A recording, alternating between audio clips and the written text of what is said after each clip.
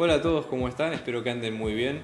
Muchas gracias por ver este video, una nueva entrega de Pablo Borsoy, con videos de matemática y de física. Antes que nada les queríamos dar gracias por el apoyo que estamos recibiendo al canal, estamos creciendo mucho y eso nos permite hacer más videos y llegar a más gente.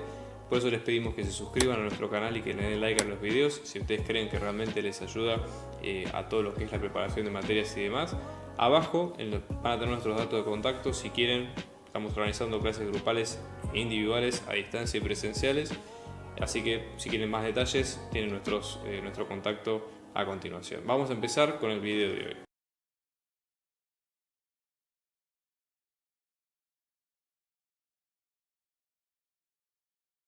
Bien, vamos a ver ahora este caso, ¿sí? Que se trata de lo siguiente. Nosotros vamos a ver el impacto que tiene un proyectil ante un cuerpo rígido. Entonces vamos a ver lo siguiente. Tenemos este proyectil, ¿sí? De una determinada masa m minúscula que va a impactar sobre este cubo, ¿sí? De masa m mayúscula. El cubo tiene, como todo, ¿no? L por L por L, ¿sí? Dimensiones, es homogéneo, es rígido, ¿sí? Está situado, digamos, en una mesa horizontal, es como si nosotros viéramos el cubo de arriba, así lo que estamos viendo es que el cubo está ubicado de este lado, ¿sí? En el primer análisis nosotros vamos a despreciar el efecto que tiene la fricción y lo que vemos es que el cubo está en reposo cuando el proyectil, ¿sí? Impacta contra él, y lo que va a ocurrir es que el proyectil se va a incrustar contra él, ¿sí? Entonces va a provocar una determinada rotación, traslación. Veremos qué es lo que ocurre mediante un análisis, ¿no? Lo que vemos es que la tabla o la mesa donde está ubicado el objeto en este caso es infinitamente larga, con lo cual no tenemos que preocuparnos por hacia dónde está yendo y demás. Y la idea es que decir, bueno, varias preguntas. En primer lugar nos pide que, asumiendo que la velocidad inicial del proyectil sí es conocida, ¿cuál sería la velocidad del centro de masa luego de la colisión? O sea, cuál es la trayectoria que sigue ese centro de masa. Entonces, en primer lugar hay que tratarlo esto como si fuera un choque, ¿sí? Entonces, una de las formas de hacerlo es decir, bueno, ¿qué ocurría en los choques? Nosotros consideramos que nuestro sistema, o sea, llamamos un sistema que se separaba, se separaba, digamos, de lo que es el universo. En este caso el sistema está dado por la bala de masa m minúscula y el cubo de masa m mayúscula, ¿sí? Acá lo estamos considerando como un sistema y básicamente no hay fuerzas externas al mismo. Entonces, en este caso, nosotros básicamente lo que tenemos es que la idea es que si hay la suma de fuerzas externas, ¿sí? Vamos a tratar de escribirlo acá, la suma de fuerzas externas en este caso nos va a quedar 0, con lo cual la cantidad de movimiento del sistema, a lo que llamamos sistema, recuerden, ¿sí? Masa minúscula más masa mayúscula, nos va a quedar constante. Esto es antes y después del choque, ¿okay? Entonces, en este caso vamos a tener la cantidad de movimiento inicial, nos va a quedar igual que la cantidad de movimiento final, ¿sí? Entonces, en este caso, cantidad de movimiento inicial, lo único que tiene masa acá es al principio vamos a tener masa del proyectil por velocidad inicial del proyectil más masa del objeto por velocidad inicial de la masa mayúscula. Esto nos va a quedar igual, y acá lo que vamos a tener es que, digamos, luego de la colisión vamos a tener las dos masas por la suma de las dos masas. Lo que ocurre acá es que estamos considerando que la masa de, digamos, m minúscula es mucho menor que la del bloque, por lo tanto no estamos considerando, digamos, o la estamos haciendo esta acepción, ¿sí? M minúscula es mucho menor que m mayúscula, por lo tanto podemos aproximar esta suma como que fuera directamente m mayúscula. Y después también tener obviamente que la masa del bloque está en 0 al principio. Entonces la ecuación va a ser masa del proyectil por la velocidad inicial del proyectil. Esto nos va a quedar como la masa del bloque completa por la velocidad del centro de gravedad, y efectivamente la velocidad del centro de gravedad nos va a quedar como la masa del proyectil dividido la masa del bloque por la velocidad del proyectil. Obviamente que si vamos a tener que m minúscula, o sea la masa del proyectil es mucho menor, ¿sí? Dada esta acepción, lo que va a ocurrir es que esto va a tender a ser 0, ¿sí? Pero eso depende, ya les digo, de la magnitud que tenga cada uno de los valores cuando lo reemplacemos con algún valor numérico. O sea, no se pueden sacar conclusiones antes de eso. Bien, es lo que pide en el punto B. Lo que dice es que explicar por qué el momento angular del sistema, ¿sí? Consiste en dos objetos, o sea, consiste en dos objetos, se conserva a través de, digamos, de la colisión. Básicamente porque nosotros estamos hablando de que la suma de fuerzas es 0. Eso implica que la suma de momentos también es 0, o sea, no tenemos influencias en este sentido, con lo cual no hay cambios que se susciten en el sistema. Y después lo que pide es decir cuál es la velocidad angular, ¿sí?, del objeto rígido luego de la colisión. Fíjense que en este caso hay varias excepciones. Por ejemplo, que lo que nos dice es hacer un análisis sin este rozamiento y luego incluyéndole un rozamiento extra, por ejemplo, depende como ustedes lo prefieren. Entonces vamos a ver en este caso, ¿no? Supongamos que nosotros tenemos, para la parte C, nosotros habíamos dicho que el momento angular es constante. Entonces vamos a decir cuál es la cantidad de momento angular que tiene este problema, ¿no? Entonces, para empezar, nosotros vamos a tener, ¿sí?, en este caso del proyectil al principio, ¿sí?, nosotros lo vamos a tener como que va a estar desde OA, ¿sí?, que sería esta misma distancia, ¿sí?, por la masa, o sea, vamos a tener la distancia R, que sería OA, por producto vectorial, la masa del proyectil por la velocidad de entrada del proyectil. Esto no va a quedar lo mismo que la cantidad de momento angular que teníamos en OG del bloque, ¿sí? En este caso vamos a tener OG por la masa del bloque por la velocidad del centro de gravedad, pero a esto tenemos que sumarle otra cantidad, que es la cantidad, porque no solamente es la traslación que tenga el centro de gravedad, sino también va a ser la cantidad de movimiento en rotación, con lo cual ahí tenemos que agregarle, ¿sí?, el momento de inercia respecto del centro G por la velocidad angular omega que tenga el problema, ¿sí? Entonces, para tener en cuenta lo siguiente, hay que tener en cuenta lo siguiente, ¿no? En este caso, nosotros habíamos hecho la cantidad de momento angular, ¿sí?, de rotación, en este caso acá estamos hablando del centro, respecto del centro O. Si lo pensáramos respecto del centro de gravedad, solamente lo que se produciría sería una rotación, ¿sí? Entonces en este caso el momento de inercia sería, o la cantidad de momento angular sería el momento de inercia respecto del centro de gravedad por omega, ¿sí?, nada más. Sí, eso sería por las dudas uno de los temas. Entonces, ¿qué es lo que ocurre, por ejemplo, si nosotros en uno de los análisis que hacemos y tomamos en cuenta un punto particular situado en una línea horizontal, ¿sí?, que pase por el centro de masa G del cubo, ¿sí? Entonces, en ese caso OG, si pasa por el centro de masa, si pasa por acá, lo que vamos a ver es que ambos dos van a ser cero, o sea, o el producto entre los dos va a ser cero, ¿sí? Entonces, en ese caso tendríamos OG por producto vectorial por BG, en este caso nos va a quedar cero, reduciendo esta expresión a que solamente la cantidad de momento angular nos va a quedar directamente como esto, ¿sí?, que es el momento de inercia por omega, pero que también se puede definir como el brazo de palanca OA por la masa por la velocidad del proyectil inicial, ¿sí?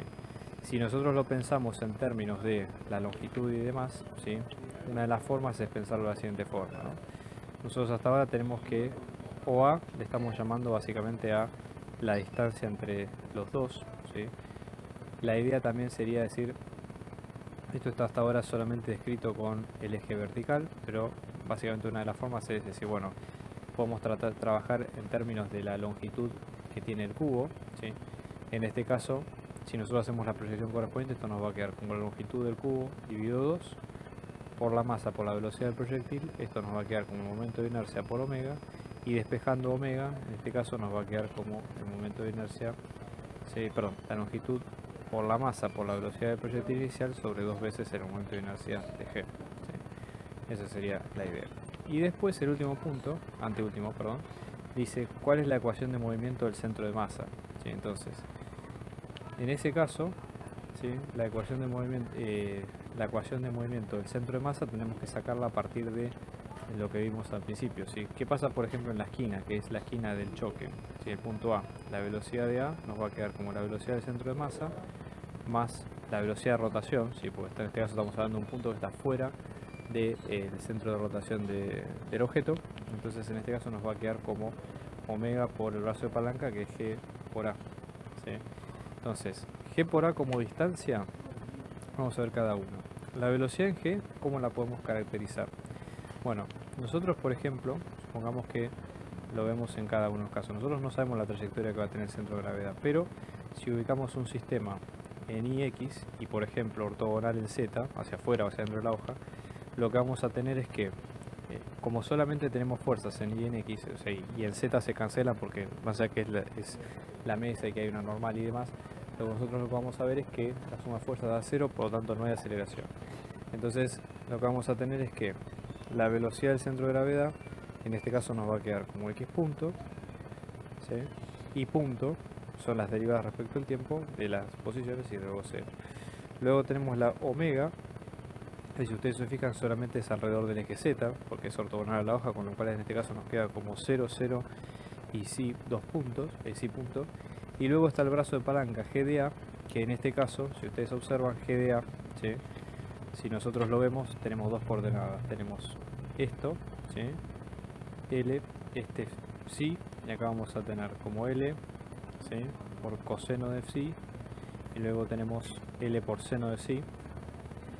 Si ustedes observan, dado que en este caso ambos, nosotros tenemos L sobre 2 y L sobre 2, acá directamente lo que se puede hacer es decir, en realidad lo que se puede hacer básicamente es esta L que está acá, esto sería para el lado L, esto sería la distancia D, y esa distancia D en este caso nos va a quedar en términos de los lados del cubo. Entonces en este caso G sub A nos va a quedar como L sobre raíz de 2 por coseno de phi, seno de phi y 0. Entonces al momento de hacer la cuenta con estos tres vectores, ¿sí? Básicamente acá lo que hay que hacer es B sub A, nos ponemos en forma de columna, vamos a tener x punto, y punto y 0 más el producto vectorial de estos dos, o sea, acá tenemos 0, 0, sí punto, ¿sí? Todo esto por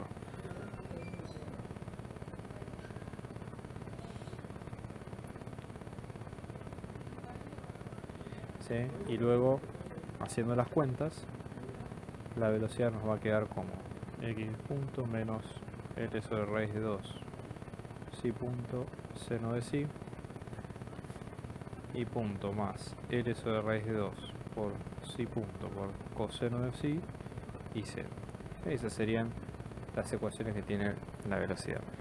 Una de las cosas que piden después es decir, bueno, ¿cómo tenemos con respecto a las fuerzas que están aplicadas a cuál es la fuerza de fricción que está aplicada al centro de masa? Porque si ustedes observan, de todas las fuerzas que tiene el bloque, que son la normal y el peso, que son perpendiculares a este plano, la única fuerza que hay que considerar es esta, la fuerza de fricción. Después el resto del movimiento es todo por inercia de movimiento, ¿no? Entonces, en este caso, lo que vamos a tener es que la suma de fuerzas respecto al centro de gravedad, en este caso es la fuerza de fricción F, que en este caso acá por lo menos lo que está aprendiendo el problema es que en este caso en particular es proporcional a la velocidad. Si acá ya les digo, la fuerza de fricción puede obedecer la ley de coeficiente por normal y demás, pero también puede pasar que tenga otro formato como en este caso, ¿sí? La suma de fuerzas acá, esto nos habíamos quedado como que era la masa por la aceleración del centro de gravedad, o lo que es lo mismo la masa por la derivada del vector velocidad del centro de gravedad respecto al tiempo, ¿sí? En este caso fíjense que este vector, a nosotros, espero que lo voy a poner a este lado, ¿no? Menos b por la velocidad en A, nos había quedado como la masa por la velocidad del centro de gravedad. Esta velocidad, si ustedes recuerdan las componentes, nosotros ya las velocidades en A ya las sacamos recién, y la velocidad en el centro de gravedad es esta componente, ¿sí? Con lo cual si reemplazamos una y la otra, igualamos las componentes en x, en y, en z, vamos a tener la solución. Dado que esto ya es, ¿sí? Básicamente lo que hay que hacer es reemplazar por las constantes y demás que faltan, yo lo que voy a hacer es igualar directamente las componentes en x, en y, en z, y directamente ya con eso lo resolvemos. Entonces, en x lo que vamos a tener es masa por x2 puntos, que es la aceleración, ¿sí? En este caso esto nos va a quedar como menos b por x punto menos L sobre raíz de 2 por psi punto por seno de psi, ¿sí? Y luego en y lo que vamos a tener es masa por y2 puntos, esto nos va a quedar como menos b por y punto más L sobre raíz de 2 por psi punto por coseno de psi, ¿okay? Y con eso ya tenemos las ecuaciones de cómo viene la aceleración para cada una de las coordenadas. Y después la siguiente pregunta, ¿sí? nos compele, digamos, a qué ocurre con la velocidad angular, psi punto, ¿sí? Cómo despejarla, o también para este sentido. Entonces tenemos que recurrir un poco a otros conceptos que ya hemos visto al principio. Por ejemplo, nosotros dijimos que la cantidad de movimiento o el momento angular respecto de el centro de gravedad nos iba a quedar como el momento de inercia por la velocidad angular. Si esto lo despejamos, o sea, derivamos respecto al tiempo, esto nos va a quedar como, ¿sí?, el momento de inercia por la derivada respecto al tiempo de esta velocidad angular, que en este caso también, a su vez, ¿sí?, esto va a ser, esta derivada, ¿sí?, es la suma de los torques, ¿sí?, respecto de g. ¿Qué ocurre? En este caso, el único que genera torque, ¿sí?, va a ser g por a, ¿sí?, y el rozamiento que en este caso está implícito dentro de la fuerza en cuestión. O sea que esto nos va a quedar como g por a por menos b por la velocidad en a, ¿sí?, que en este caso, acá recuerden que es la fuerza de fricción. La fuerza de fricción nosotros estamos considerando que está aplicada, ¿sí?, fíjense que en este caso lo que dice el enunciado, ¿sí?, la esquina A es la que sufre la fuerza de fricción. Ya les digo, esto es un objeto sólido y podría estar en todos partes, pero acá el problema lo está pidiendo y lo está aclarando que esté aplicada en este punto la fuerza. Por eso estamos haciendo esta salvedad, ¿sí? Fuerza de fricción, que es la que ustedes ven acá, y por eso reemplazamos. Lo aclaramos por las dudas para tenerlo en cuenta. Después lo que hay que hacer es más que nada matemático. Fíjense, la velocidad ya la despejamos de antes en forma matricial, así que lo que habría que hacer en este punto es reemplazar toda esta matriz acá. Luego tenemos G en A, que acá nosotros ya despejamos cuánto nos queda el brazo de palanca, digamos, de esa fuerza, y luego omega punto, ¿sí?, si lo reemplazamos de este lado, omega punto, que nos va a quedar como phi 2 puntos, lo mismo, ¿sí?, en este caso nos va a quedar como 0, 0, phi 2 puntos en z, ¿sí? Entonces, eso por un lado. Y acá no hace falta que despejemos el momento de inercia porque está expresado, así que lo que hay que hacer es reemplazar esta matriz en forma de columna, esta matriz en forma de columna, esta matriz en forma de columna. Fíjense que son todas matrices de 3 por 1 y luego reemplazarlo, ¿sí? Así que no se preocupen, ¿tá? El resultado final de eso, que ya les digo es más que nada operativo, momento de inercia de g por la velocidad angular de psi, esto nos va a quedar como menos b por l sobre raíz de 2 por i punto por coseno de psi menos x punto por seno de psi más L sobre raíz de 2 por psi punto. ¿Sí? Ese sería, y también de acá también lo pueden despejar en términos de psi solo, pasando viendo el momento de inercia y demás. Estamos organizando clases particulares, individuales y grupales para apoyo a las materias parciales y finales, así que abajo dejamos nuestro dato de contacto para si ustedes quieren contactarse y seguir hablando de la clase lo pueden hacer. Un abrazo grande y muchos éxitos.